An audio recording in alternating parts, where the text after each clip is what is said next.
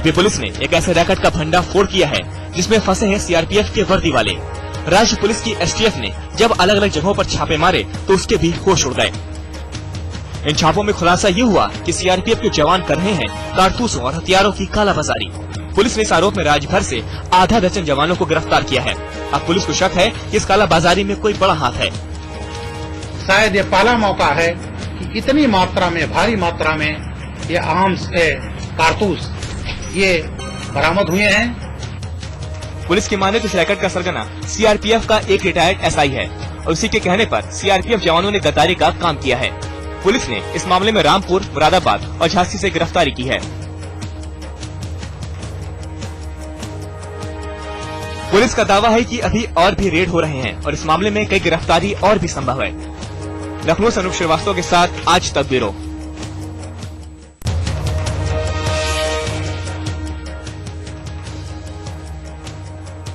जिस सीआरपीएफ के जवानों ने नक्सलियों से जंग में हंसते हंसते अपनी शहादत दे दी, आज उसी सीआरपीएफ के जवानों पर लगे हैं ऐसे संगीन आरोप कि सुनकर रोंगटे खड़े हो जाते हैं। उत्तर प्रदेश की पुलिस ने सीआरपीएफ के कुछ ऐसे जवानों को पकड़ा है जिन पर लगे हैं देश से गद्दारी के दाग। यूपी पुलिस की माने तो उसने कारतूस की ऐसी कालाबाजारी का भंडाफोड़ किया है जिसके तार नक्सलियों और आतंकियों तक जा रहे हैं। जो इनके सूत्र हैं उन सबको जो है पकड़ा जा रहा है, जिससे ये मालूम हो सके कि ये सब कारतूस किन किन लोगों को सप्लाई किए गए हैं। किसी आतंकवादी गुट को, विशेषकर हम लोगों को जो शक है कि हो सकता है नक्सलाइट को भी ये कारतूस दिए गए। मामला इतना बड़ा है कि केंद्र ने भी सीआरपीएफ और उत्तर प्रदेश सरकार से रिपोर्ट मांगी है। दिल्ली से शमशेर सिंह के साथ अनूप श्रीवास्तव, लखनऊ, आज तक।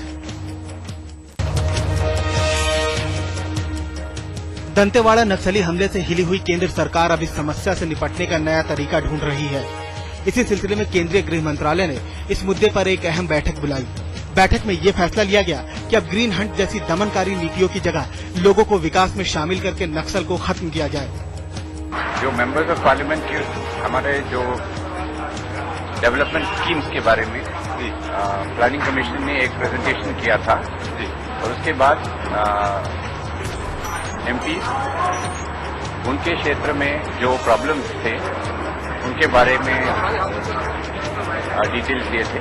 आज की इस बैठक में यही नतीजा निकला कि सिर्फ ऑपरेशन के जरिए नक्सली समस्या पर काबू नहीं किया जा सकता, बल्कि इसके लिए जरूरत है इलाके के विकास की और स्थानीय लोगों का दिल जीतने की।